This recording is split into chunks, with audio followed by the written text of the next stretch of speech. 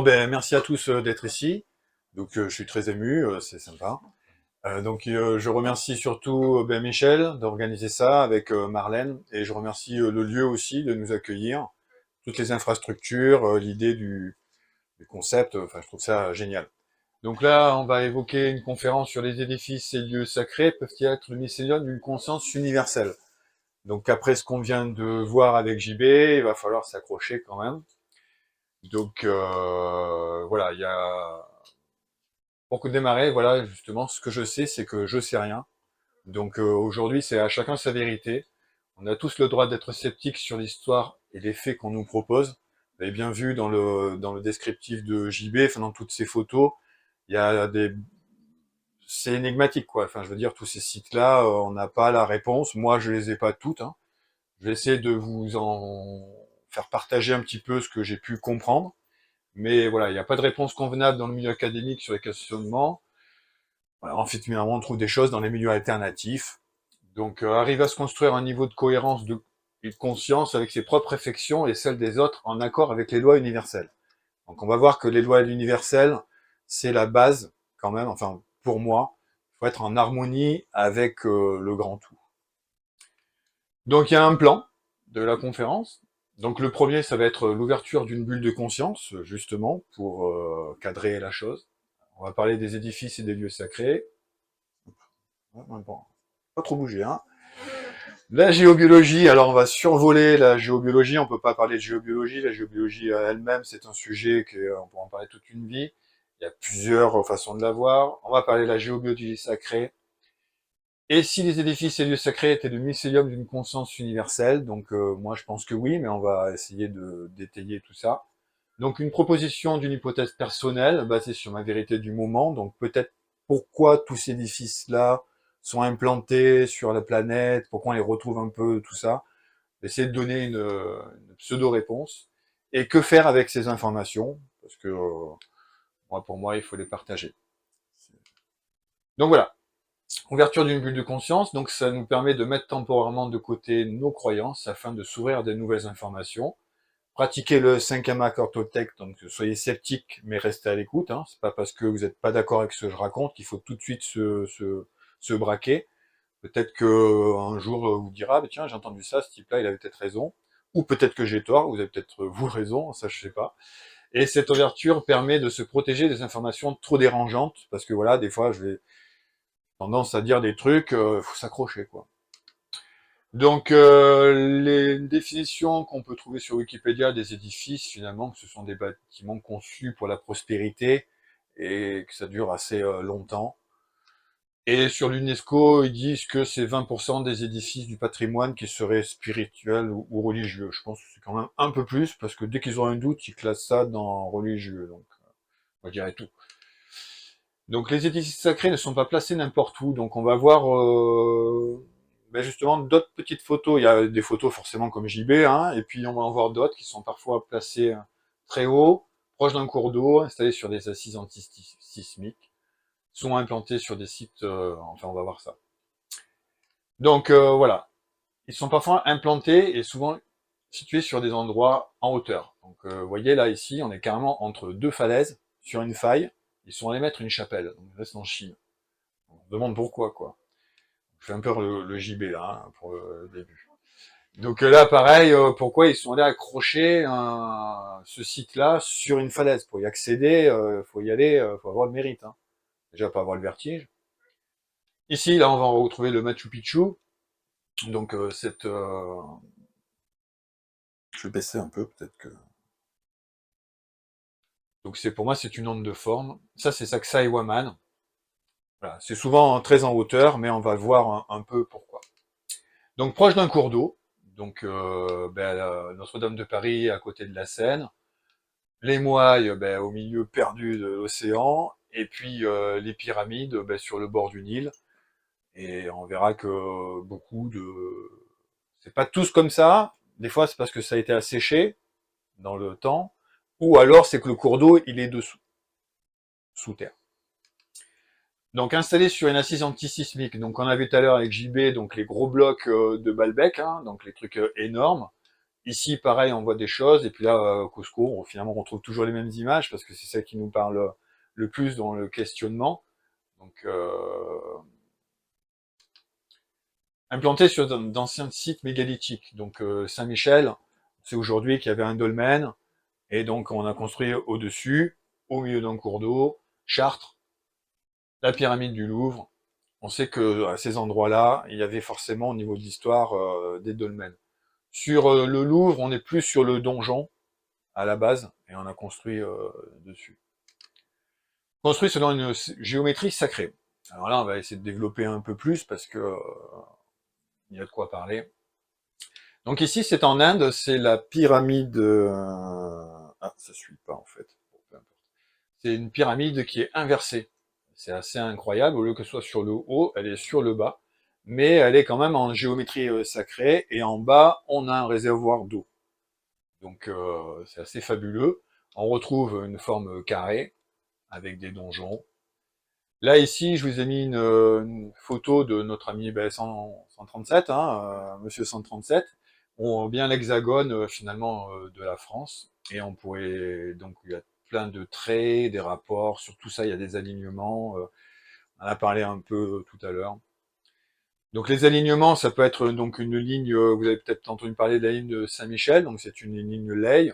Et sur cette ligne-là, donc qui démarre proche de Jérusalem et puis qui file jusqu'en Angleterre, ben, on a des sites sacrés qui portent le nom de Saint-Michel, qui sont très souvent octogonaux sur la base, parce que c'est le sacré, on va essayer de le voir un peu tout à l'heure. Et là, donc, je vous ai mis une photo qui est en correspondance musicale. Pour moi, les édifices et lieux sacrés sont des édifices de vibration. Donc, Nicolas Tesla disait, si vous voulez comprendre les secrets de l'univers, il faudrait réfléchir en tant que fréquence, intensité, vibration. Donc moi, je pense que tout ça, c'est un mix vraiment, et donc la structure même de l'édifice va avoir une propre résonance, une propre forme, donc une onde de forme. Et je dirais même que les édifices sont positionnés à un endroit qui a une fréquence vibratoire précise, et du coup l'édifice est adapté à cette fréquence vibratoire-là. Et l'onde de forme qui est, par exemple, là on a des toits, enfin on voit des toits, des toits d'église en forme de flèche. Donc là, ça va être comme une aiguille d'acupuncture. On va récupérer l'information. On va avoir des dômes en forme de coupole. Donc là, ça va plutôt rayonner. Et on va avoir même des toits plats où finalement, c'est une information qui vient du centre de la Terre et qu'on fait rayonner.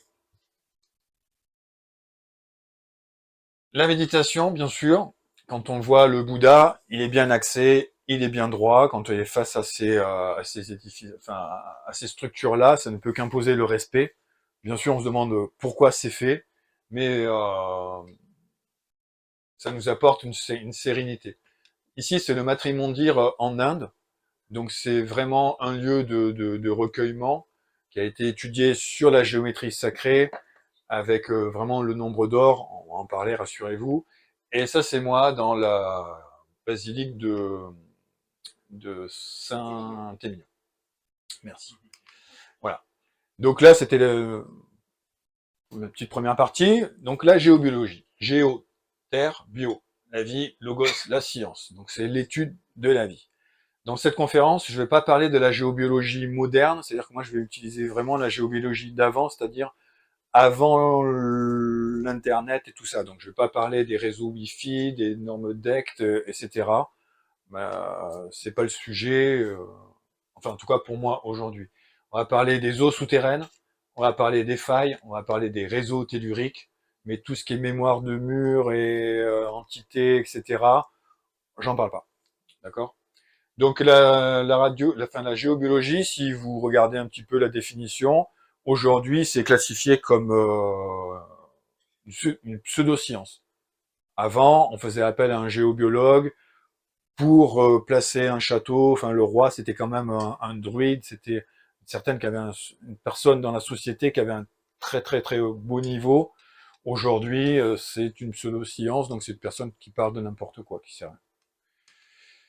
Donc pour la géobiologie, moi alors la géobiologie pour moi c'est la géobiologie de l'habitat, c'est-à-dire que on va étudier le bureau où on travaille, le lieu où on dort, etc. C'est une différence avec la géométrie sacrée, on va le voir après. Donc pour ça, on va étudier les réseaux magnétiques, électriques, telluriques, les failles, les cours d'eau chimiques, osmotelluriques, les ondes duoformes, c'est un gros sujet, et bien sûr les mégalithes. Donc pour entrer dans les réseaux magnétiques et électriques, finalement, pour moi, le réseau, ça s'explique parce que notre Terre, on nous dit que c'est un noyau constitué de métaux et qui tourne, mais pas à la même vitesse que la croûte extérieure. Donc finalement, ça crée une différence de potentiel et comme une dynamo, et c'est ce qui fait que ça crée des arcs électriques et l'électricité qu'on récupère. On peut voir avec les éclairs quand il pleut.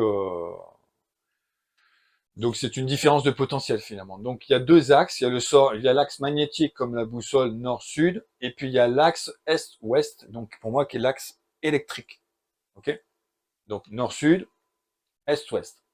Et tout ça, finalement, c'est deux énergies qui se rencontrent, donc ça crée un tore, un champ d'information qui monte et qui descend. Donc pour classiquement parlant, on nous dit que, enfin c'est le docteur Harman qui s'était rendu compte finalement dans son hôpital que il y avait beaucoup plus de personnes qui décédaient dans ce lit-là plus que dans d'autres. Alors il a essayé plusieurs choses et puis finalement il s'est rendu compte que il y avait pour lui il a détecté le réseau Hartmann. Donc c'est un réseau nickel. Le noyau de la planète est constitué de 80% de nickel et un peu de cuivre.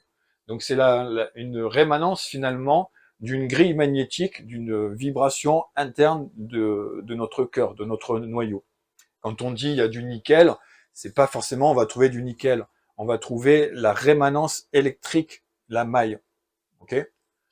Donc Monsieur Hartmann, il a découvert donc le réseau Hartmann qui lui est nord-sud, est-ouest. Donc il fait mesure 2 mètres en moyenne dans le sens nord-sud et 2,50 m en est-ouest. Ça, c'est la pratique. Ici, par exemple, c'est complètement différent. On a un réseau Hartmann tous les 100 ou 200 mètres. Parce que on a une grosse métamachine qui s'appelle le cirque de Navacelle à côté, qui elle diffuse tout et finalement elle absorbe les autres lignes. Le réseau Curie, lui, on dit que c'est le réseau fer. Alors lui, il est incliné à 45 degrés. Dans les réseaux sacrés, c'est soit nord-sud, soit à 45 degrés. Okay. Et la maille est plus large. Et les réseaux, on va en parler après. Donc ça, c'est les réseaux majeurs qu'on va étudier en géobiologie, c'est-à-dire qu'on va utiliser vraiment. Il ne faut pas être positionné à l'aplomb d'un nœud, ici ou là, parce que si vous êtes à cet endroit-là, vous avez une énergie qui pousse et ça vous empêche de dormir. Si en plus vous avez de l'eau qui passe dessous, alors là, enfin si vous avez la totale, réseau Curie, réseau Hartmann, plus de l'eau, vous avez un cancer assuré. Voire respiration artificielle, etc. Donc il faut simplement des fois, ces gens-là, en déplaçant de 50 cm leur lit, c'est-à-dire qu'on les met dans des zones neutres, eh bien, on a la guérison. Mais aujourd'hui, pour ça, soyez sceptiques, mais restez à l'écoute, parce que je comprends que des personnes qui soient malades et qui écoutent ce que j'ai à dire, pas simple pour ces personnes-là. Pourtant, il faut essayer, il faut tout essayer. Et des fois, vraiment, moi j'ai eu des cas où les gens ils respiraient avec un appareil, en déplaçant le lit, en 15 jours, ils reprenaient vie. Quoi. Ça faisait 10 ans qu'ils respiraient avec une boîte. Donc les réseaux telluriques spécifiques, donc finalement ils sont en rapport avec toutes nos planètes. Hein, on va retrouver les planètes toujours dans l'astrologie, dans l'astronomie, donc on sait qu'ils sont en correspondance avec des métaux. Donc bien sûr notre papa, le Soleil, c'est l'or. Ça, il va influencer sur ces réseaux-là. Mars, enfin, le mercure, c'est Mercure, le cuivre, c'est une correspondance avec Vénus, l'argent, c'est la Lune, le fer, c'est Mars, l'étain, Jupiter, le plomb, Saturne, Saturnisme, hein, l'Uranus, Uranium, Neptunium, alors ça c'est très rare, mais ça existe, et le plutonium, Pluton. Voilà, donc il y a à chaque fois des correspondances symboliques, euh, ésotériques, mais donc en gros, ce qu'on peut dire, c'est qu'à chaque fois qu'on a un astre qui passe proche de notre Terre, il va nous influencer et il va influencer les réseaux qui correspondent à cette vibration-là. Donc ces réseaux-là, ils sont beaucoup plus larges qu'un réseau Hartmann ou Curie. Déjà, ils sont très rares. On va pas les trouver tous comme ça. C'est pas en, en gros, chez nous, par exemple, à Bordeaux, on va trouver beaucoup de plutonium et beaucoup de plomb. Donc c'est des réseaux qui font 3 mètres, 3-4 mètres parfois, donc c'est assez gros quand même. Et tous les routiers, ils ont acheté tout le réseau plomb, par exemple, plutonium. Donc voilà, donc chaque planète correspond à une rémanence vibratoire qu'on caractérise par un réseau. Donc les failles. Alors les failles, il y a plusieurs types de failles. Il y a la faille qu'on nous apprend à l'école, donc une fracture dans le sol. Il y a des failles de la ceinture du Pacifique, par exemple, ceinture de feu. Il y a des failles qui sont à l'aplomb, et puis il y a des failles qui sont inclinées. Dans le radon, par exemple, quand c'est une friction, finalement, ça dégage un gaz. Il ne faut pas rester à l'aplomb de ces failles-là. Et on va voir que la planète est constituée pour moi d'une grille cristalline. Donc finalement, il y a des veines de quartz, et ça, on peut vraiment le voir sur des dolmens, par exemple, le dolmen du Crapaud en Bretagne. Il est situé vraiment au bord de l'océan. Et quand vous mettez dans l'eau, donc et que vous observez le dolmen, quand il a été, c'est-à-dire l'érosion a creusé sous le dolmen, et on voit la veine de quartz au milieu, donc c'est vraiment assez génial. Donc la faille, c'est une différence de potentiel, donc c'est souvent entre les frontières de département. Donc on va souvent, très souvent retrouver des dolmens sur ces axes-là. Et finalement, ils ont un côté qui est dans de l'argile, par exemple, et que l'autre côté qui est dans du calcaire. Ça crée une différence de potentiel. On met une plaque dessus et ça harmonise. On va voir pourquoi ça harmonise. Donc les cours d'eau, donc il y a les cours d'eau visibles et forcément les cours d'eau invisibles. Et les cours d'eau invisibles, ils sont balèzes. Hein, voilà. Les cheminées cosmotelluriques, finalement, c'est, on va dire que à l'endroit où il y a vraiment quelque chose qui se passe entre le monde d'en haut et le monde d'en bas, il y a un phénomène d'une grosse spirale qui respire, hein, donc et ça laisse des traces au sol, comme ici, ou alors carrément dans la forêt. Si un arbre il est tordu, c'est pas forcément parce qu'il y a du vent. C'est ce qu'on nous dit, hein, mais des fois on retrouve des arbres tordus au milieu de la forêt, donc comment voulez-vous que l'arbre est... Enfin bon. Donc finalement, un arbre, il fuit les réseaux. S'il se divise, c'est parce que par malchance, la graine elle est tombée sur les croisements d'un réseau Hartmann ou d'un Curie. Et il fuit ce réseau-là. Alors il peut le fuir en se divisant, il peut le fuir en se creusant du milieu, ou se pencher, avec l'eau aussi, ça influence sur ça. Ou alors, des fois, il peut même revenir dans la terre, quoi. Donc, c'est énorme. Et là, vous voyez cette racine d'arbre là qui tourne et qui fuit le réseau de la cheminée qu'il traverse au centre. Donc, quand vous voyez des arbres avec des formes bizarroïdes, c'est que finalement, il y a quelque chose de géobiologique et de géologique qui se passe dessous. Donc, il faut pas dormir à ces endroits-là. Voilà. Et donc, la géobiologie, c'est vraiment lié pour moi avec les ondes de forme. Donc, une onde de forme, c'est les solides de Platon, c'est tous ces types de choses-là, qui pour moi finalement sont liés à un plan d'évolution de conscience. On va en parler tout au long, donc je vous en parle déjà maintenant pour vous préparer. Finalement, aujourd'hui, je pense que la Terre sur laquelle on vit, c'est un icosaèdre, comme ça. C'est une structure comme ça. Mais avant d'être comme ça, elle était comme ça. Et avant, elle était comme ça. Et en tout premier, elle était peut-être comme ça. Et ici, la métaconstruction que l'on a aussi dans Navacelle, c'est une pyramide à 3 faces. Donc je pense que, enfin pour moi, à chaque fois que la Terre, pour moi, c'est un être humain, donc qui évolue avec sa conscience elle aussi, elle a un rôle à faire dans l'univers, et nous, les enfants de la Terre, on a aussi un rôle à faire. Toute ma conférence est basée sur qu'est-ce qu'on doit faire. Donc on va le voir. Donc on évolue en conscience, et à chaque fois qu'on évolue en conscience, finalement, on évolue dans une structure. Et donc ça peut s'expliquer par la somme des degrés, par exemple, si on rentre dans les mathématiques. Mais on va essayer de faire light quand même, c'est pas, j'ai appris pas mal dans la tête. Donc, ah, j'essaye, hein. Déjà je parle doucement, enfin bon, voilà. Donc ici, là, donc c'est l'icosaèdre, donc vraiment, c'est cette forme-là. Et finalement, ici, on a les tropiques, cancer du Capricorne. C'est un peu comme le dôme géodésique qu'on a là-bas, où Marlène a son expo. Quand vous êtes assis sur le sol, vous êtes assis sur les tropiques. Donc vous êtes assis sur un axe, où sur cet axe-là, il y a tous les grands sites. On va retrouver Machu Picchu, on va retrouver Angkor Wat, on va retrouver ces alignements qui sont là. Il y a un peu au-dessus et un peu en dessous de l'équateur. Alors, il y a l'équateur penché aussi, parce que la Terre, finalement, on va le voir, elle se déplace, elle vit, et puis elle est influencée par notre cosmos, les autres univers, enfin, voilà. C'est comme dit Nassim Haramein, pour tout comprendre, il faut prendre tout en compte aussi. Nous, le problème dans notre société, c'est qu'on a tout classifié dans des cubes, enfin dans des boîtes.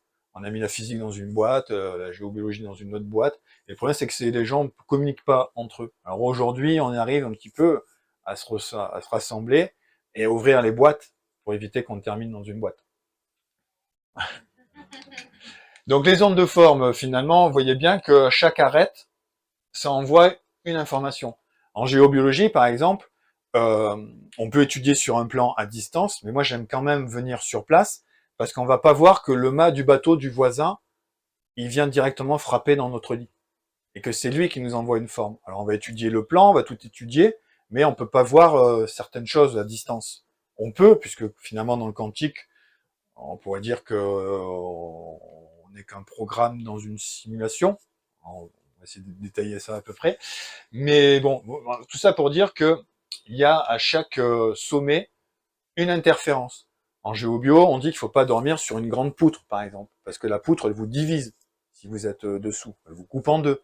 Si vous avez et c'est valable aussi pour les paroles déplacées. Quand voilà, on insulte quelqu'un, on l'agresse. Donc c'est la même chose. Tous les angles sont vifs, donc on va et à la fois ils ont des fonctions. Les formes des édifices vont être liées avec les champs de forme. Donc, pour moi, pour faire court, parce que ça peut prendre une vie de parler des mégalithes, je pense que les mégalithes sont liés à une météorite qui nous a frappé il y a longtemps dans le Pacifique. Ici, vous avez le Brésil et l'Afrique, donc ce serait ici, là, un peu plus bas que les triangles du Bermude. Et donc, ça aurait peut-être été en lien avec la disparition des dinosaures, donc il y a 60 millions d'années. En tout cas, ce que je peux dire, c'est que la NASA a créé des cartes et elle a bien montré qu'il y avait un dérèglement magnétique à ce niveau-là. Et moi, pour moi, la conséquence de cet impact-là a créé dans notre planète des ondes vibratoires. Et notre planète, c'est une cloche. Donc, c'est-à-dire que l'onde, quand on l'envoie quelque part, eh bien, elle n'arrête pas de ricocher. Et elle ne pourra jamais arrêter de ricocher. Et donc je pense que les anciens, alors j'ai pas de solution à qui c'était ces gens-là, comment ils ont fait, je peux juste peut-être apporter pourquoi. Et encore entre guillemets, hein, c'est que ma vision personnelle. Et donc je pense qu'à chaque faille, finalement, ils ont positionné des édifices qui ont leur propre rôle, on va les voir après, soit il y en a qui rayonnent, soit il y en a qui acceptent, enfin voilà. Et donc pour essayer enfin, leur mode d'emploi, finalement, au travers de ces cailloux-là, ils ont utilisé l'électricité, comme nous, on utilise l'électricité aujourd'hui, c'est-à-dire qu'ils ont des cailloux qui, par leur forme, vont créer du plus ou va créer du moins.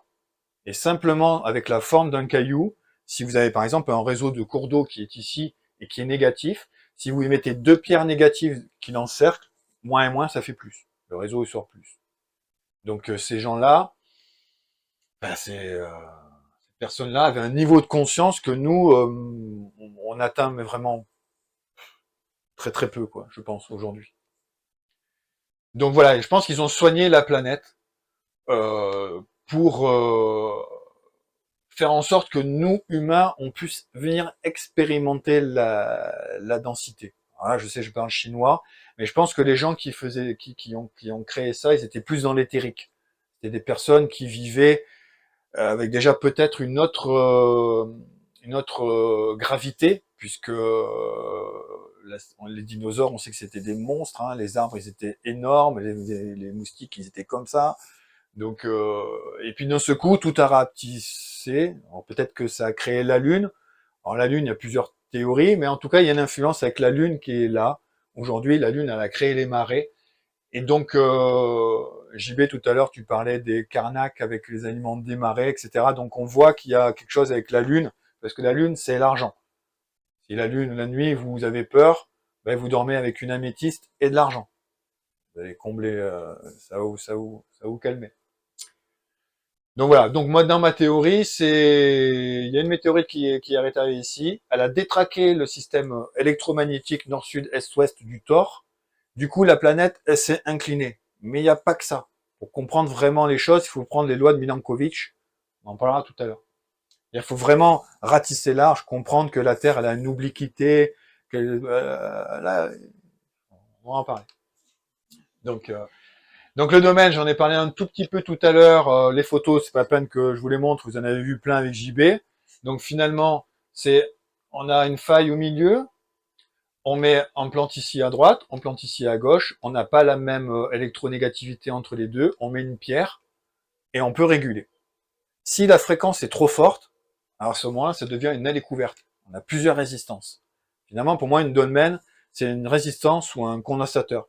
C'est quelque chose qui permet d'homogénéiser les plaques tectoniques entre elles. On pourrait dire aussi acide, basique, plus, moins.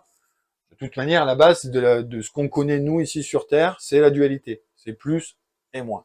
Et on essaie de tendre vers la neutralité dans la loi du Bouddha, la loi du milieu, l'alignement. Et ces édifices-là, pour moi, ont ce rôle-là de neutraliser, de tendre les choses vers le côté j'apaise. Alors le menhir, lui, donc c'est vraiment l'aiguille d'acupuncture. Hein, elle est placée très souvent Alors, on va quand même expliquer un peu plus le dolmen. Hein. Le dolmen, pour moi, il est sur une croisée d'eau. La largeur de la plaque du côté fait la largeur du cours d'eau. Et la faille fait la largeur de l'ouverture de la porte, enfin les deux pierres. C'est la largeur de la faille. Et en général, le cours d'eau fait aussi cette largeur de la faille. Et on pourrait dire que l'information cristalline, elle est au milieu.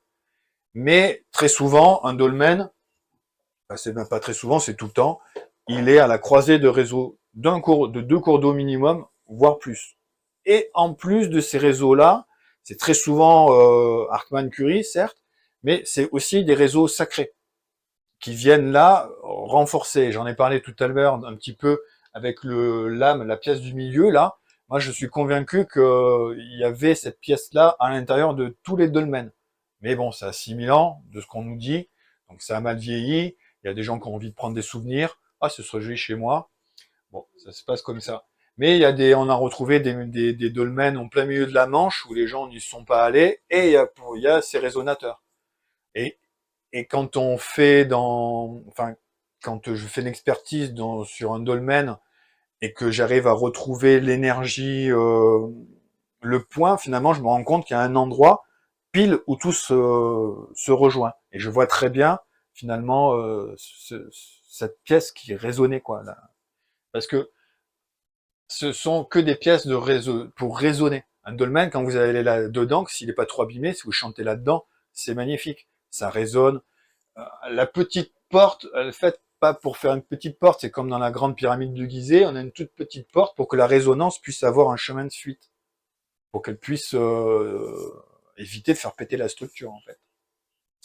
Donc le menhir, donc le domaine, voilà, il fait la largeur du cours d'eau, ou des cours d'eau.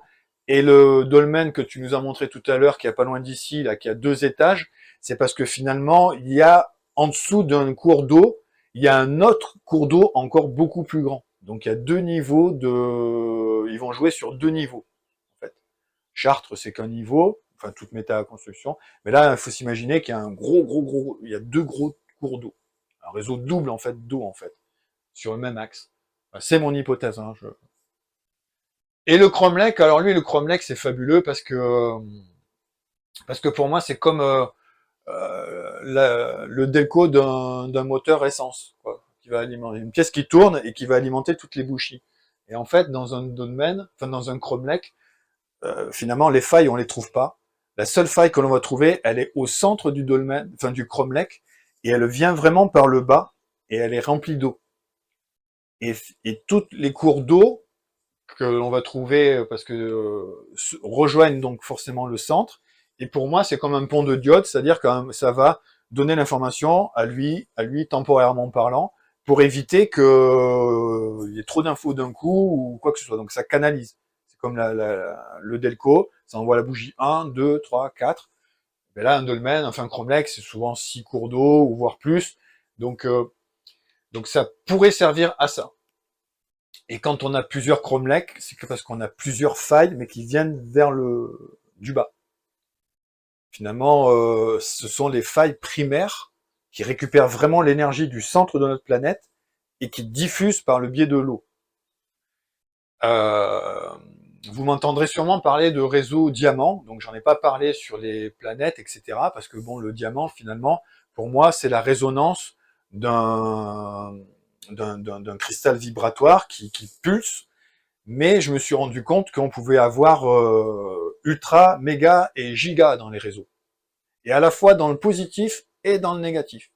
Par exemple, vous allez dans une ville qui s'appelle Montauban, c'est un mont tombant, donc c'est une énergie avec des énergies négatives. C'est pour ça que là-bas, il y a eu beaucoup de guerres, de gens terrés et tout, etc. Et on est même dans le négatif ultra. Alors ça veut dire que finalement, il y a des énergies, qu'on est traversé par des énergies, et que quand on a ces énergies en nous, on nous-mêmes, notre taux vibratoire, il augmente. Donc plus on va se rapprocher d'un Chromelex au centre, plus notre champ vibratoire augmente.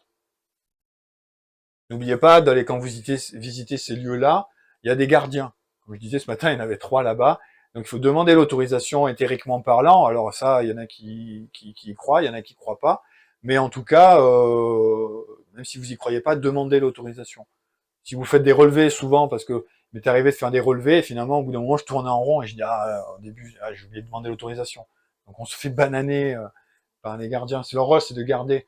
Donc vraiment, je pense que en Bretagne, là, même cette histoire de bricomarché, même s'ils ont enlevé 3 pierres, c'est pas forcément très très très grave. S'ils avaient tout enlevé, par contre, c'est vraiment sur un endroit quadrilatère. Hein. C'est vraiment un endroit stratégique, hein, là où ils ont enlevé. Hein. C'est World Growers. Je pense qu'on peut étudier. C'est vraiment un rectangle. Hein, là où c'était. Voilà. Donc en résumé, la géobiologie fait en sorte d'isoler la personne pour le mettre dans une zone neutre, pour pas qu'on dorme à la croisée de ces choses, de ces réseaux-là. On les fuit comme l'arbre. On veut pas être à cet endroit-là. Quand on est dans une zone neutre, on est sain. La nuit, on peut se reposer, on dort peinard. Le corps, il n'est pas fatigué par cette eau qui peut passer dessous, qui nous fait monter, baisser, monter, baisser. Donc du coup, on se repose vraiment. Donc, quand on fait appel à un géobiologue, il vous place dans un endroit neutre. Et donc l'ensemble des mégalithes, c'est fait pour finalement équilibrer tous les chakras de la planète. On pourrait dire qu'à chaque sommet de l'icosaèdre, il y a un chakra. Et là aujourd'hui, on va parler du chakra sacré, parce que c'est la base de la compréhension. Si on comprend le sacré, on comprend le secret des choses. Donc là maintenant, on attaque la géobiologie sacrée, où là finalement, on va tout faire pour aller au point de rencontre des réseaux. En géobiologie classique, on les fuit. En géobiologie sacrée, on les sollicite, voire même on les attire. Donc moi, je suis partisan de la géobiologie de l'école de Georges Prat. Il y a 2 grands géobiologues pour moi, enfin en tout cas en Europe, hein, parce que je connais que ça. Il y a Lipnik et Georges Prat. Moi, je suis très autodidacte, donc j'ai pas forcément suivi de formation, mais j'ai été validé par un élève de Georges Prat, d'accord. Donc mon étalon, c'est la pyramide de Chartres. Je me suis, quand je parle d'un réseau or, argent, tout ça, il a bien fallu que j'aille à un endroit, et donc j'ai pris les textes de Prat, et donc ben, je me suis dit, donc on ressent les réseaux, je suis pas plus qu'un autre, on est tous capables de trouver des réseaux ou de soigner en quantique, il suffit juste d'avoir la foi, il faut y croire. Donc on ressent en fait une différence de potentiel, et avec des outils, on va capter cette fréquence-là. Donc, si on a un schéma qui vous dit, ben, de là à là, vous avez un réseau Mercure, si on détecte quelque chose, on va s'étalonner sur ça. Donc, moi, je me suis étalonné dans ma vie sur la cathédrale de Chartres. Mais dans Chartres, comme je vous ai dit, il n'y a pas forcément tous les réseaux du monde. Donc, j'en ai aussi découvert d'autres. Et donc c'est ça qui est riche quand on est autodidacte, c'est que finalement on n'a pas de hier et on peut s'ouvrir à beaucoup, beaucoup, beaucoup de choses. Donc la géométrie sacrée, c'est la base de la Kabbale, hein, donc l'arme de Séphiroth, le monde d'en haut, le monde d'en bas. Ma grande passion, bien sûr, c'était les pyramides. Ça, c'est clair, c'est le grand mystère. Euh, voilà, c'est le film BAM, Révélation des pyramides, en 2012, donc portail, ouverture de portail, donc etc. C'est clair que ça a mis un pavé dans la mare et ça a permis à tout plein de gens de se dire, ouais, je suis pas tout seul à penser à des trucs de dingue, quoi.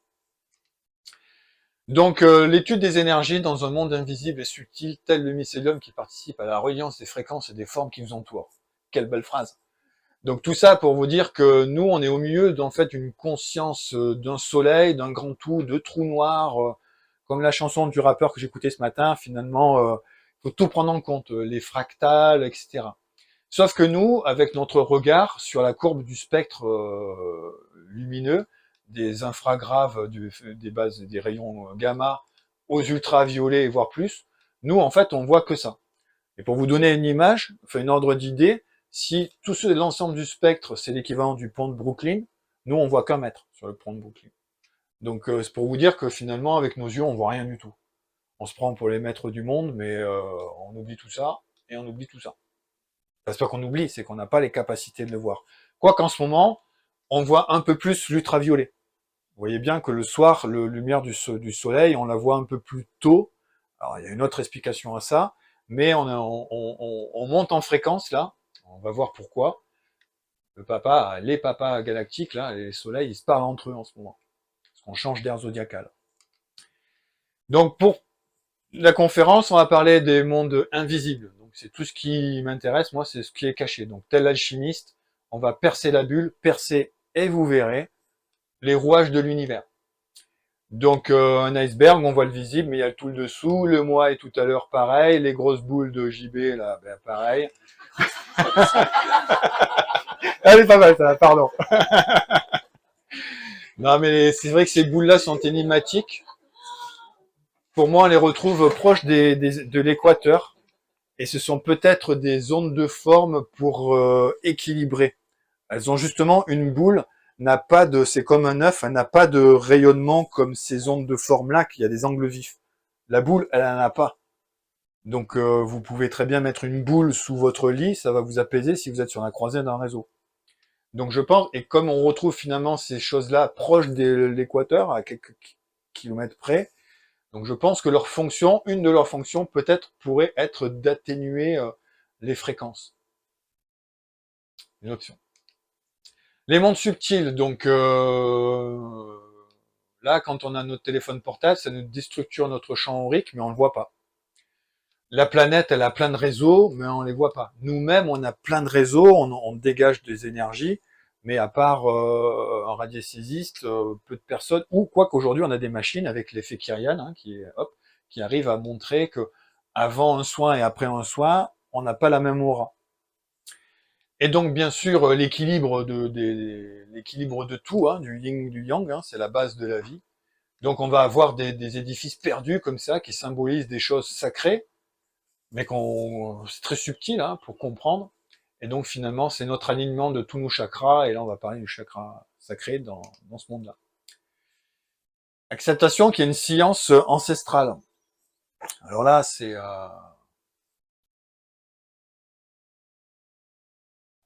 la base. Finalement, nous, on redécouvre ce que les anciens savaient déjà. Phi, qui est finalement ce symbole-là. Ce symbole-là, c'est un tor, un champ d'information dans les deux sens. Vous voyez bien, ça peut-être sonner, vibrer. C'est comme ça et comme ça.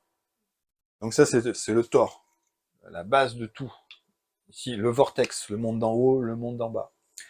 Donc phi, c'est 1 plus racine de 5 sur 2. Donc c'est des maths, c'est des proportions.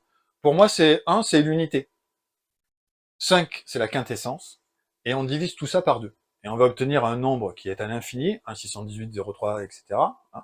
Comme pi sont des valeurs qui sont infinies. Comme la compréhension de l'univers, on la comprendra pas puisque c'est infini. Donc nous, on est juste là à un moment T, dans le spectre tout à l'heure que je vous ai montré, avec nos œillères, et on peut comprendre que ça. C'est déjà beaucoup, hein, mais l'univers, il est infiniment grand. Dans les crop circles hier avec Pauline, on a parlé de la quadrature du cercle. C'est clair que même Léonard de Vinci, il en parlait déjà. C'est la base des alchimistes. C'est la base de la pyramide de Gizeh. Je suis pas venu ici pour expliquer la quadrature du cercle, mais c'est une onde de forme, une géométrie sacrée qui est la base de toutes les maths, de tous les mathématiques.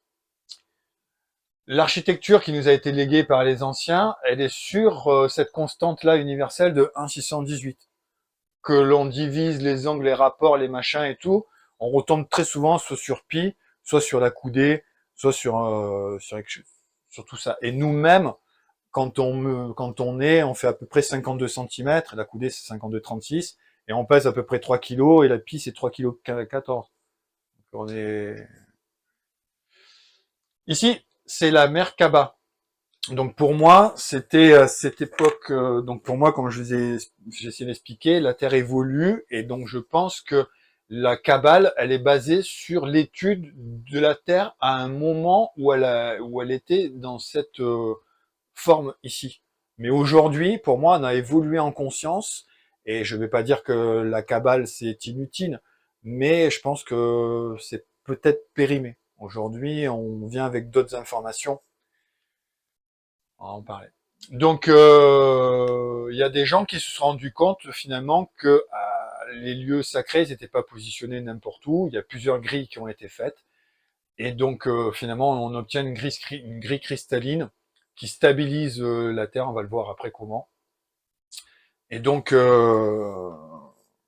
c'est le vortex, hein, Fernand, qui est équilibré. Et ce qu'il faut admettre, à comprendre, c'est qu'un point qui est ici communique avec celui-là par le biais du réseau. Donc un lieu d'ouverture du cœur, eh bien si on étudie le Vastu, qui est l'ancêtre du Feng Shui, donc qui est l'étude indienne finalement de la géobiologie, ils placent leur maison avec une personne qui est au centre, dans le cœur. Et donc le chakra sacré, c'est l'aliment de tout ça. Il faut bien admettre qu'en fonction de comment on regarde les choses, on peut obtenir des symboles ou pas. Là, c'est le cube de Métatron, mais vous le voyez, finalement, il est comme ça. Et c'est juste qu'on a mis à plat. C'est des visions en 3D. Et donc, une métaconstruction, elle est alignée selon les mathématiques, le compas et la règle, selon les astres, et selon la proportion de l'édifice en fonction de la maille de la résonance du lieu qui est en bas. Donc, elle a une forme qui est propre à la résonance du lieu. Et bien sûr, dans les mathématiques, si vous multipliez du cœur par de l'amour, par du divisé, vous obtiendrez toujours du cœur, de l'amour. C'est ça la base de la vie. C'est l'amour. La conscience qu'on doit diffuser de l'amour. Voilà. Donc les maths, finalement, il ne faut pas se prendre la tête, il faut penser qu'à ça, quoi. Le résultat, c'est qu'est-ce que vous souhaitez. Si vous souhaitez de l'amour au départ, vous obtiendrez de l'amour à la sortie. C'est simple. Après, on peut se prendre la tête avec les proportions, mais finalement, il faut retenir que ça. La reliance avec l'énergie qui nous entoure, c'est le mycélium de la vie. Ben ouais. Moi, je pense que la conscience, elle est reliée par... aujourd'hui, on le voit bien. Je vous dis quelque chose, vous le comprenez, tout le groupe, il a compris. Et voire même tout le monde autour. On est dans une époque où aujourd'hui, on comprend nettement mieux des choses qu'il y a 20 ans, on comprenait pas. Même il y a 20 ans, on était tout seul à comprendre certains trucs. Et puis aujourd'hui, finalement, tout le monde a compris. Et des fois, dans certaines conférences, on dit, mais j'ai rien à expliquer, tout le monde, c'est tout.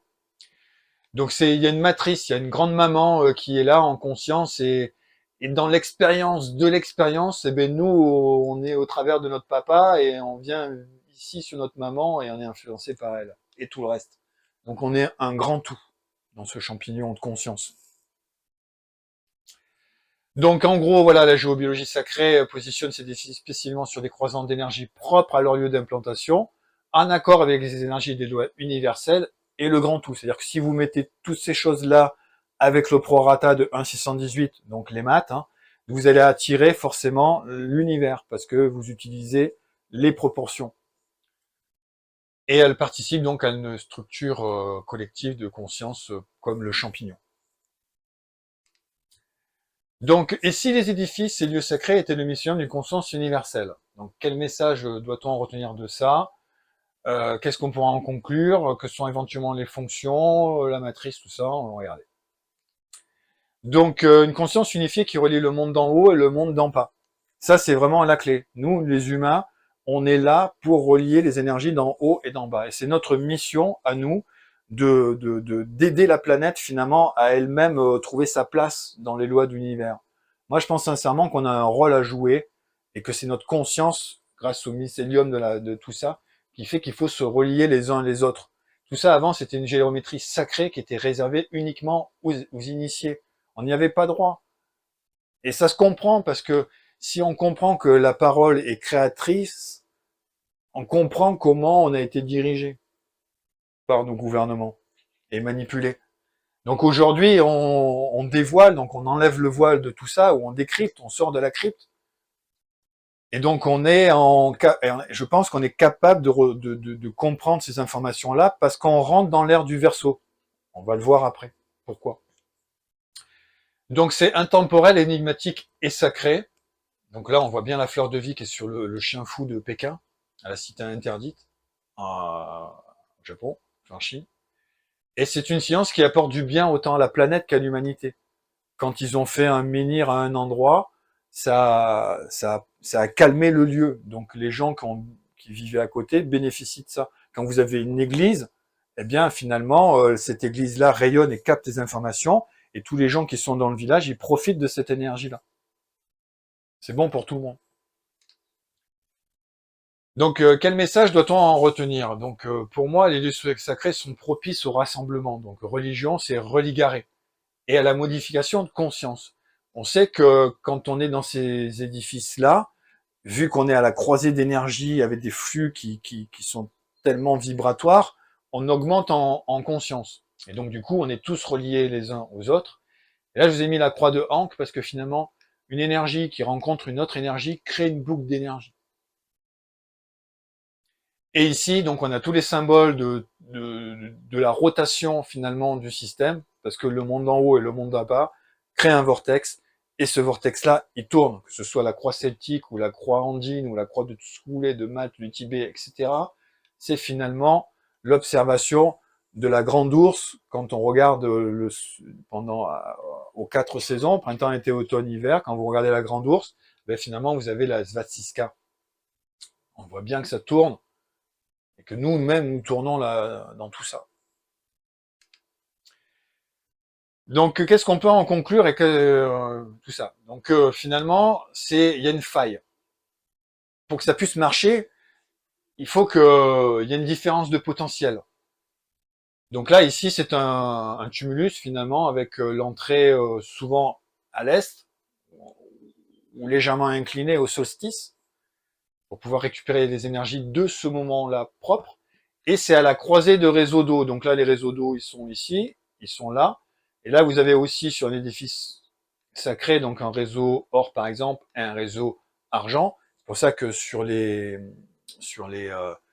autels des églises, vous trouvez souvent deux clés, une clé or et une clé argent. C'est la base de finalement les réseaux sacrés or-argent. C'est les plus connus. Deux énergies maîtres. Et comme elles n'ont pas la même fréquence, donc du coup, dans cette énergie-là, on obtient une différence de potentiel et ça nous fait augmenter la fréquence vibratoire au centre du cœur. Ici. Et on avait la même chose avec les tumulus, quoi. À la croisée d'une faille, donc je vous rappelle, la faille fait finalement la largeur de l'entrée, et la hauteur de la voûte correspond à la profondeur du puits. Parce que il y a un cours d'eau majeur, et c'est celui qu'on va prendre. À Chartres, on le voit bien, il y a moins de 33 mètres, la voûte fait 33 mètres. Alors j'adore ici parce qu'on voit très bien le vortex. Là en haut, c'est la pyramide de Gizeh. On voit bien que la structure interne des blocs, ça tourne. Vous voyez? Et ici, on le voit avec ce château qui a été rajouté. Eh bien, il n'est pas dans l'axe, il est dans l'axe du vortex. Donc là, on comprend bien que la forme crée l'onde et que la structure interne fait la cheminée cosmotellurique et ça monte et ça descend. Là, je trouve ça fabuleux. Donc, il y en a un sans construction, ouais, voilà, le vortex. Donc, ces structures-là, sont initiatiques, hein, ça, pour moi, c'est une évidence. Là, ici, je vous ai mis quelques photos des travaux de Masaru Emoto, donc du docteur Masaru, qui a fait des études sur l'eau, et qui a pris des bocaux, et sur ces bocaux, il a rempli la même quantité d'eau, et puis il a informé avec des intentions, et il a mis ça au congélateur, et ça a donné des cristallisations différentes. Donc si c'est de l'amour, c'est beau, merci, c'est beau, mais si c'est pas beau, c'est pas structuré. Ok. Donc JB nous a montré beaucoup de piscines, enfin on sait pas comment appeler ça, retrouver des sarcophages ou quoi que ce soit. Pour moi, ce sont des piscines initiatiques. Vous voyez bien ici le trop-plein, ça c'est une photo qui a été prise au Portugal, donc elle est remplie d'eau, et on voit bien que l'eau se déverse. Et donc on retrouve pas ces édifices-là n'importe où, on le retrouve vraiment à la croisée d'endroits vibratoires, sur des lignes ley d'énergie, sur vraiment des... Il y a quelque chose au fond, quoi. Voilà. Et en parlant du fond, ça c'est le baptistère d'Aubeterre-sur-Dronne. Donc on voit encore les sarcophages, enfin les rites initiatiques et même voilà partout. Et le et l'eau c'est vraiment la base de tout. Jésus il a été baptisé par une information. Et l'eau vraiment là, l'eau elle est l'eau finalement c'est la structure de la vie qui c'est les cinq la somme des 5 états. C'est l'état solide, gazeux, liquide en même temps, c'est fabuleux. Et l'eau a la particularité d'être magnétique et à la fois plus et moins. Et en fonction de notre information, elle va changer les propriétés. On peut conscientiser l'eau et lui faire augmenter son taux vibratoire. Alors est-ce que c'est nous qui conscientisons ou c'est elle qui nous fait conscientiser? Ça, les deux sont possibles, c'est clair. Donc il y a vraiment des rôles initiatiques avec l'eau et les structures mégalithiques, enfin en tout cas les peuples. Donc là, un petit résumé. Donc la Terre, ça c'est la ligne ley classique, donc c'est la carte qui a fait tous mes travaux. Donc j'ai positionné sur ce globe-là, et puis pour essayer de comprendre, et puis finalement j'ai compris que c'était un icosaèdre. Je l'ai compris en traçant finalement tous ces traits sur une carte mis à plat. Et là, en fait, on voit une cristallisation à 5 branches. 1, 2, 3, 4, 5. Et donc, je pense que la Terre est en train de changer aujourd'hui et passe en 6. Comme les photos satellites de Saturne, le centre de Saturne, finalement, ça forme un hexagone. Même si c'est gazeux. Je dirais même que finalement, le gaz, c'est nous quand on a quitté notre corps. On est vraiment dans un plan de conscience absolu. On n'a plus besoin de corps éthérique pour comprendre, on est un grand tout. Donc, est-ce qu'on peut en conclure? Donc, il y a un truc électromagnétique et puis un truc électrique. Donc, finalement, est-ce que ce serait peut-être pas des aimants? Un rôle avec l'aimant? Là, donc, le changement d'air zodiacal, on est aujourd'hui, donc finalement, là, c'est notre soleil qui avance. Et donc, finalement, lui-même tourne comme ça, mais il nous représentait droit. Et nous, on tourne tout autour, et sont là, c'est les planètes, elles mettent une certaine révolution. Mais c'est pas le serpent, c'est pas le Ouroboros, c'est pas le serpent qui se mord la queue. D'un état, quand on fait un tour, on progresse en conscience, on avance constamment. Sauf que l'univers, il a une directive, hein, un axe, donc on va retrouver sur le plan de l'écliptique. Et en fait, que ce soit le Soleil ou nous, le monde d'en haut est égal à le monde d'en bas. On est un coup au-dessus du plan écliptique et un coup on est en dessous. Donc finalement, on pourrait dire que c'est une période de 4 temps, printemps, été, automne, hiver. On a 2 cycles positifs en haut qu'on divise une montée, une descente, et 2 cycles négatifs en bas si on fait une période, une sinusoïde. Donc printemps, été en haut, printemps, hiver. Et donc la Terre, en fonction de où elle est positionnée, si elle est en haut ou si elle est en bas, eh bien elle envoie un message, enfin une information par rapport au Soleil. Enfin c'est le Soleil qui envoie une information par rapport à la Terre. Et donc, du coup, en fonction du degré, comme dans Pink Floyd, si vous n'êtes pas dans l'axe, eh ben, d'une certaine fréquence, vous obtenez un prisme, donc un ensemble de fréquences. Mais si vous êtes pile poil dans l'axe à là, c'est pour moi, je pense qu'on est en train de vivre ici. Notre planète, notre système solaire se déplace dans toutes les constellations. Et actuellement, on est en train d'arriver, paf, au milieu de tout. Donc, on a fini l'âge des reins, l'âge d'or, là, tout ça, enfin, tous les cycles du Kali Yuga. Alors, les cycles du Kali Yuga, c'est des sites qu'on peut trouver dans la Bhagavad Gita, donc c'est-à-dire les textes indiens qui ont plus de 6000 ans d'histoire, où ils nous racontent que finalement, il y aurait quatre âges de, donc l'âge d'or. Nous, on va rentrer dans l'âge d'or, en principe. L'âge des reins, l'âge de bronze et l'âge de fer qu'on termine aujourd'hui. Mais on est obligé de passer dans tous ces états-là pour comprendre qu'on est un grand tout, un ensemble, un univers, un microcosme dans un macrocosme. Alors, là, on voit peut-être pas très bien, mais si. Vous voyez le soleil, là, il nous bombarde de ces informations-là. Et nous, notre Terre, elle a une ionisphère et elle crée un bouclier magnétique. Et donc là, on voit les champs comme un cromlech, il y a trois aurores, on appelle ça les ceintures de Van Allen, mais c'est nos ceintures de protection. Donc vous voyez bien, le papa, là, il envoie des ondes magnétiques, et nous, notre ionisphère, notre Terre, avec notre champ magnétique, on se protège. Sauf que là, on voit bien qu'il y a un axe dévié qui est lié finalement à l'impact du météorite que je vous ai montré tout à l'heure, qui a peut-être créé l'obliquité de la Terre, qui a déréglé le champ de l'information. Donc le champ de l'information, plus le fait que la Terre tourne pas comme... parce que rien n'est parfait, donc on est... Un coup on s'approche, un coup on sort du soleil, enfin il y a une distance. Mais voilà, donc là où vous voyez dans l'histoire, peut-être que je vais revenir en arrière et remettre pour revoir bien, j'aime bien cette image. On voit vraiment, paf, c'est les éruptions solaires qu'on nous dit aujourd'hui, la NASA, de plus en plus, on reçoit ce type de fréquence-là de plus en plus haut. Et on va même un jour perdre peut-être toutes nos radios télécoms parce que cette onde-là va tout cramer. Ça s'est déjà fait, ça se produit, et c'est de plus en plus fort. Une preuve en est, c'est que nous, avant les aurores boréales, qui n'étaient plus ni moins que ni plus ni moins que cette fréquence-là du papa, du soleil là, qui venait réverbérer sur la Terre, mais vous voyez qu'ici, au pôle, la protection, elle n'est pas tout à fait aussi pleine que là. Donc du coup, on voit ce champ d'information là.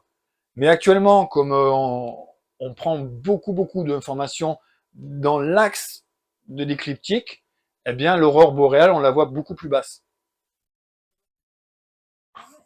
Voilà. J'étais pas allé jusque là, mais voilà. Mais de toute façon, on le voit le soir quand on regarde le soleil, c'est plus du tout pareil. Même les ultraviolets nous brûlent les yeux maintenant, quoi. Donc, avant, on pouvait même exercer une une médecine qui faisait que tous les matins et tous les soirs, on regardait, on fixait et on prenait cette formation d'ultraviolet, ça nous alignait.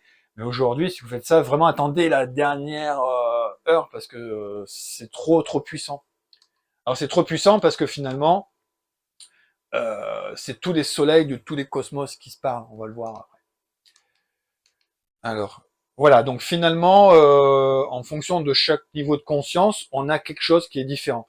C'est-à-dire qu'ici, je dirais que 1 plus 1, ça fait 2, dans cette dimension-là. Mais là, je dirais que ici, dans cette dimension, 1 plus 1, ça fait 3. C'est-à-dire que mon savoir plus votre savoir, ça crée un nouveau savoir. Et dans chaque niveau de conscience, on a des règles différentes.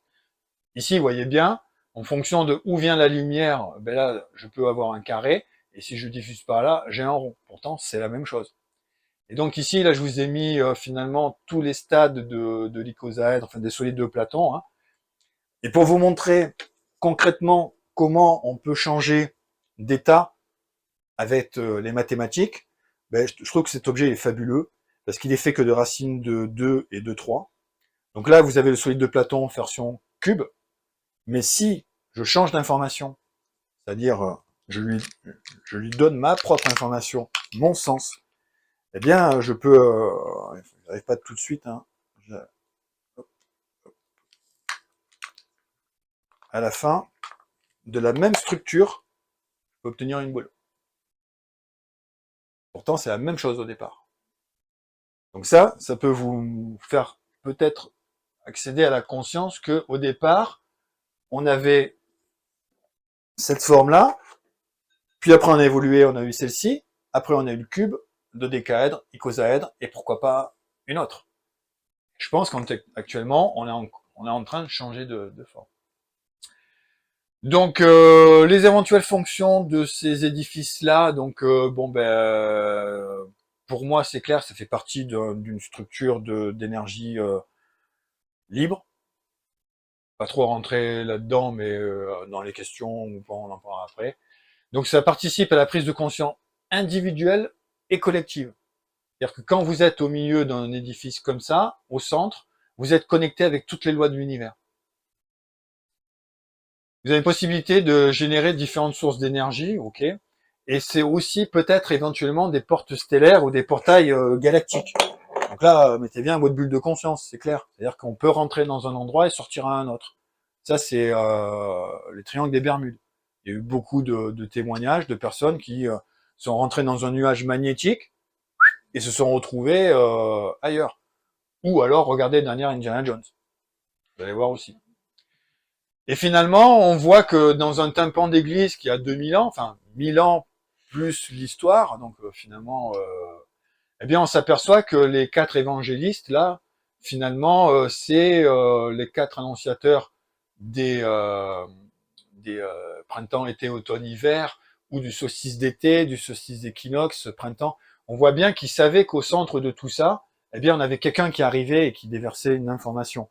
Donc aujourd'hui, on a le Jésus qui est là, enfin, finalement, c'est l'information, c'est notre soleil qui nous donne cette information aujourd'hui. Et nous, si on se relie en conscience, dans des lieux énergétiques, on peut sûrement se connecter au grand tout. Donc, il vient dans une mandorle, merde, pardon. Il vient dans une mandorle, et il est influencé par les petits anges du monde d'en haut, mais il est surtout influencé par les axes zodiacales, équinoxe et hiver. Parce que vous avez bien vu sur le message qui expliquait quand tout tourne comme ça, finalement, pourquoi tous ces édifices-là sont orientés selon les édifices, enfin selon les axes cardinaux, c'est parce qu'on n'a pas la même énergie. On a un coup l'énergie du dessus du plan de l'écliptique et un coup l'énergie du plan du dessous de l'écliptique. Finalement, printemps, été, automne, hiver, c'est un moment, notre planète passe au-dessus du champ vibratoire et dans notre galaxie, on va rentrer dans un moment, dans une fréquence où on dit, allez les gars, c'est le moment, il faut se réveiller. Et c'est le printemps. Et donc, dans le infiniment grand, l'infiniment petit, ce qu'il faut comprendre aujourd'hui, c'est que notre cosmos, notre planète, notre système solaire, lui-même rentre dans le printemps. Et donc, c'est tout le monde qui grandit. C'est clair? Tant mieux. Alors,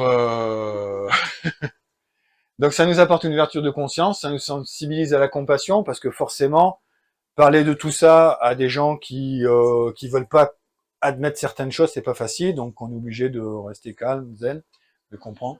Ça participe à l'éveil collectif, ça aide à l'acceptation d'un univers connecté. On voit bien qu'on est dans la maille, hein, donc que tout est interrelié. Ça nous facilite la plénitude, ça apprend la tolérance et ça nous libère de nos prisons mentales. Ça, c'est quand on est vraiment axé, aligné dans nos chakras. Ça aide. En tout cas. Alors pourquoi ça dérange? Parce qu'il faut remettre toute l'histoire en cause. Et finalement, se dire que un dolmen, c'est pas une chambre funéraire. C'est devenu peut-être par la suite une chambre funéraire, ça j'en suis d'accord, parce que les énergies à l'intérieur de ces sites-là, elles étaient grandes, donc les gens qui avaient du pouvoir, finalement, ils se sont dit, finalement, c'est comme si aujourd'hui vous êtes un extraterrestre et vous regardez la cathédrale de Notre-Dame. Et vous vous dites, à l'intérieur de Notre-Dame, il y a plein de sarcophages, donc c'est une nécropole. Non, à la base, c'est un lieu de culte, et après, il y a des gens qui ont voulu se faire enterrer dans ce lieu de culte, et c'est devenu, finalement, un dolmen, c'est une tombe aujourd'hui, dans ce qu'on vous apprend. Mais pour moi, c'est pas du tout une tombe, c'est, comme je vous l'ai dit, c'est soit un régulateur, soit un condensateur, quelque chose qui permet d'équilibrer les forces. Admettre que d'autres civilisations aient pu exister avant la nôtre. Alors ça, nous, on se prend pour les grandes stars. C'est clair, on sait tout, on pollue toute la planète et les autres systèmes, on va les coloniser tout le monde. Mais bon, finalement, on veut pas admettre qu'il y a eu des civilisations avant la nôtre qui ont disparu ou qui sont parties. Parce qu'ils se sont rendus compte qu'habiter sur la croûte terrestre d'une planète qui est bombardée par de tout, ça valait peut-être pas le coup. Peut-être que pour expérimenter la dualité, ça suffit, mais quand on a compris qu'on pouvait avoir une place dans notre univers, ben peut-être qu'une planète gazeuse, c'est mieux si on quitte notre corps. Donc la science ésotérique est initialement réservée aux initiés, donc voilà, ça voudrait admettre que finalement, nos grands dirigeants se sont gardés la science que pour eux. Toutes les sectes franc-maçonniques et compagnie, ça leur fait chier de partager la connaissance. Ils signent ces gens-là par leur sang. Alors que nous, aujourd'hui, on a la chance, comme ça, de parler et d'apprendre quelque chose qui, finalement, était réservé qu'à certaines élites qui avaient fait vœu et jusqu'au sang. C'est-à-dire que ces gens-là, ils ont un sortilège sur eux. S'ils en parlent, ils ont la conscience qui explose. Donc tout est là sous nos yeux, mais bon, ben, on peut pas croire que finalement, Papa État, il est pas si gentil que ça, quoi. Il se garde tout ça pour lui. Donc accepter que certains individus ne sont pas dans la même dimension que la nôtre et qu'ils sont eux aussi manipulés par des forces sombres qui les dominent. Bon, ben voilà, ben ça c'est admettre que dans une certain plan de conscience, 1 plus 1, ça fait 2, mais dans un autre plan de conscience, 1 plus 1, ça fait 3. Et pas du reste. Donc on a vu qu'il y avait un lien avec les eaux, les rites initiatiques, reliés, que tout ça, ça nous reliait à la source, et que du coup, on était relié à la conscience divine. Donc, ils peuvent participer, quand je vous ai parlé, à une espèce de champ magnétique qui peut équilibrer, on va le voir comment. Un lien avec la matrice et la géobiologie sacrée, voilà, c'est-à-dire, je me répète, mais si vous avez un endroit précis, des forces, comme un crop circle, parce que finalement, un crop circle, je rejoins ta théorie que je trouve géniale, hein, c'est-à-dire que l'information, elle vient peut-être d'en bas, c'est le lieu qui fait que ça peut pas être ailleurs de toute façon. Et après, si on envoie une information, ça fait résonance, et cette résonance, par rapport à l'énergie du moment, va créer une structure par rapport au plan de conscience du moment.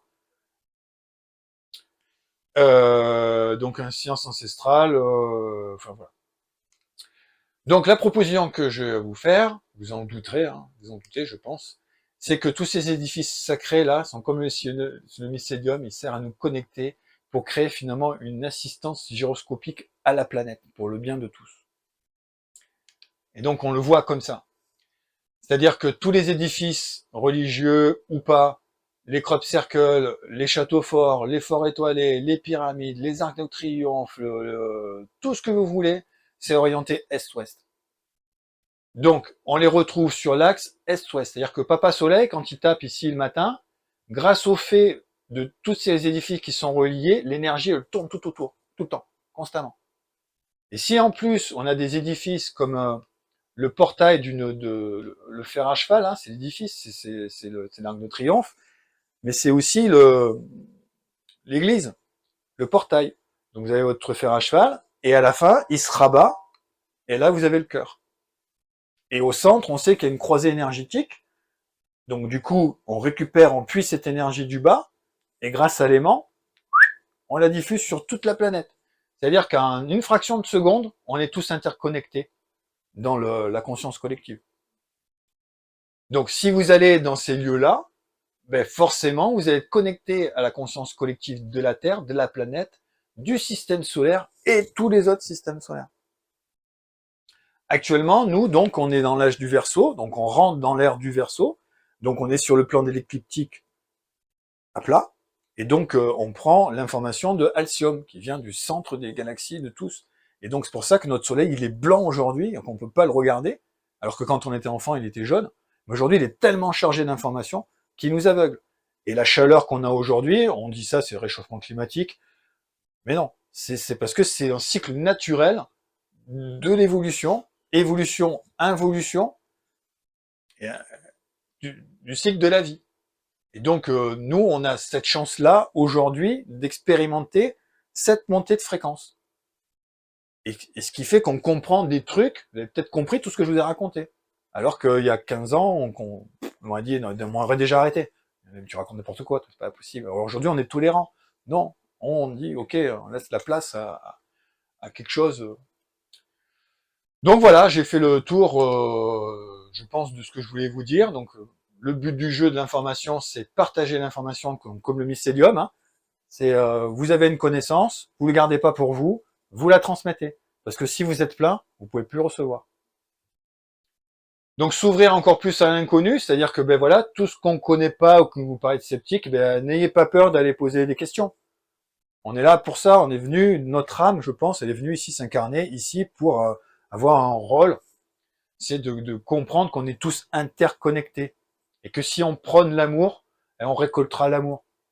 Et c'est ce qu'il faut faire actuellement dans moi, mon message que je veux vous transmettre, c'est ça, c'est ce monde du sacré, le monde que aujourd'hui, si on s'unit nous tous pour le bien de notre planète, on peut peut-être renforcer notre ionisphère. Parce que les anciens, ils avaient fait des super métaconstructions, et nous, qu'est-ce qu'on a fait? Oh, on a trouvé ça assez joli, je le prends pour chez moi, je l'enlève. On avait des belles, des beaux pyramidions en or, ah c'est de l'or, on l'enlève. Donc on a cassé ces métaconstructions qui étaient là pour nous protéger, pour faire évoluer la planète et la conscience de tout. Et comme tout ça s'est cassé, bien il reste plus que nous. Donc le message que j'ai à vous transmettre, c'est aimez-vous les uns les autres, pensez que vous êtes tous interconnectés et que si on prie pour une force, pour renforcer notre ionisphère, eh bien ça doit sûrement fonctionner. Et je pense que c'est pas la peine d'acheter des voitures électriques pour sauver la couche d'ozone. Priez. Beaucoup plus simple, ça coûtera moins cher et vous récolterez gros, quoi. Et du coup, vous respecterez le savoir des anciens et vous rajouterez du sacré dans votre quotidien. Ben voilà. Et tout ça, ça vous permet d'être ici et maintenant et de vous relier au présent. Parce que le présent, c'est un cadeau. C'est un moment comme ça. Donc, j'ai dit tout ce que j'avais à vous dire. Moi, je fabrique aussi des ondes de forme qui permettent aussi de corriger certaines... je m'en sers en géobio. Donc, la fleur de vie, bien sûr, si vous avez une maison qui est équilibrée, vous mettez une fleur de vie, paf, ça va rayonner et ça va équilibrer votre maison. Si vous mettez le cube de Métatron, ça je l'utilise par exemple pour neutraliser les ondes de la box. Vous mettez Métatron sur votre box et vous mettez au milieu, au centre, une tourmaline. Eh bien finalement, on va capter les informations, on va rassembler droit au but l'information et ça peut vous protéger des mauvaises ondes. Le sceau de Salomon, c'est une onde de forme qui est Salomon, c'est justement les Templiers, ils sont allés chercher l'information dans le temple de Salomon, ils se sont rendus compte qu'avec les géométries sacrées, on pouvait créer des édifices qui finalement pourraient peut-être nous permettre de relier les mondes subtils et du coup accéder à des portes temporelles. Et du coup, les Templiers, c'est les gens qui plient le temps. C'est le secret. Phi, c'est l'équilibre parfait. Quand vous avez ce symbole-là chez vous, s'il est bien positionné, ça ne peut que vous apporter que du bien. Le triskel, lui, c'est le mouvement. Le mouvement, c'est la base du monde d'en haut et du monde d'en bas. Et après, moi, j'aime beaucoup Bethléem. Enfin, je l'appelle Bethléem parce que Bethléem, finalement, dans l'histoire, c'est le moment où Jésus apparaît, tout ça. Mais c'est ni plus ni moins que la réunification de Saturne et de Jupiter, qui à un moment forment une seule et même étoile, qu'on a appelée l'étoile de Bethléem. Donc moi, j'ai réuni Salomon et la fleur de vie, et ça donne ça. Donc voilà, c'est le moment de fermer la bulle de conscience, parce que bon, on a parlé pas mal de choses. Là, vous avez mes coordonnées. Je sais pas quel temps j'ai mis. J'ai été court, je pense. Super. Donc si vous avez des questions, je suis là.